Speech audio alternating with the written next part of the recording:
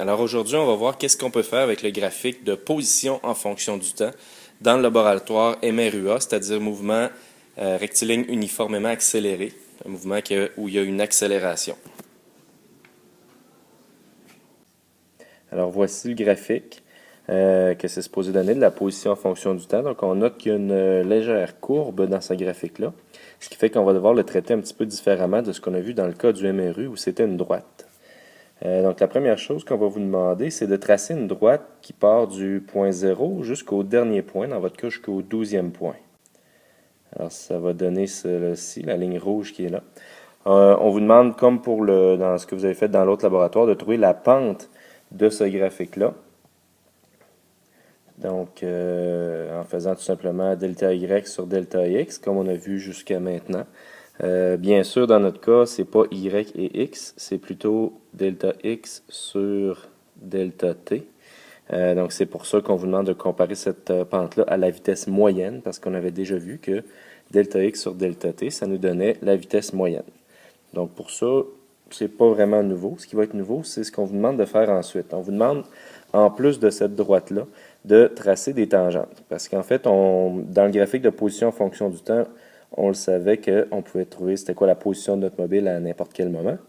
Mais on avait appris aussi dans le dernier laboratoire qu'on pouvait aussi trouver des vitesses. Jusqu'à maintenant, on a vu qu'on pouvait trouver la vitesse moyenne. Mais on va voir aujourd'hui qu'on peut aussi trouver la vitesse instantanée.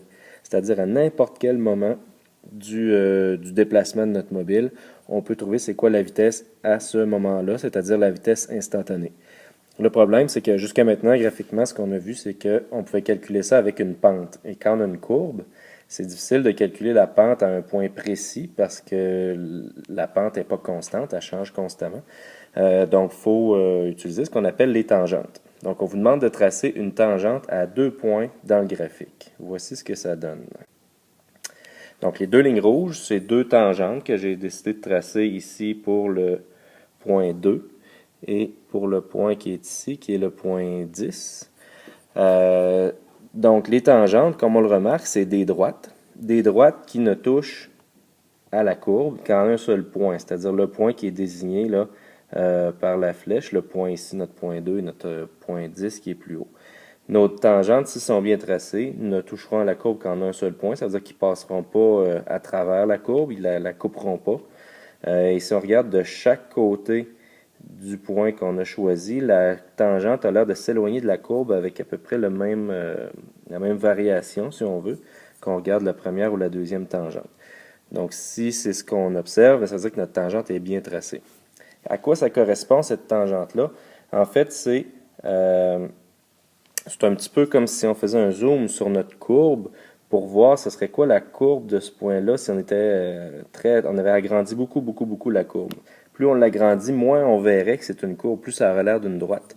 Donc, c'est un peu ce qu'on essaie de recréer avec notre tangente. Une fois qu'on a trouvé notre tangente, qu'on l'a dessinée, en fait, on peut calculer la pente de cette tangente-là. On choisit 2 points, n'importe quel point sur notre droite qu'on vient de tracer, et on calcule notre delta Y et notre delta X. Et maintenant, on peut calculer la pente de la même façon qu'on fait d'habitude, en faisant delta Y sur delta X, ou dans notre cas encore, delta X sur delta T. La différence avec ce qu'on a fait avec la droite du premier au dernier point, c'est qu'ici, ça va nous donner la vitesse instantanée, c'est-à-dire la vitesse au point qu'on a choisi, donc soit le point 2 ou le point 10. Ce qui fait qu'on va vous demander de comparer ces deux vitesses-là aux vitesses que vous allez avoir trouvées dans votre tableau, soit dans mon cas ici, la vitesse sur la ligne 2 et la vitesse sur la ligne 10, dans la colonne de vitesse moyenne. Donc, ça devrait être des valeurs qui correspondent pas mal. S'il y a une petite différence, c'est possible, parce que les tangentes, on les dessine à la main.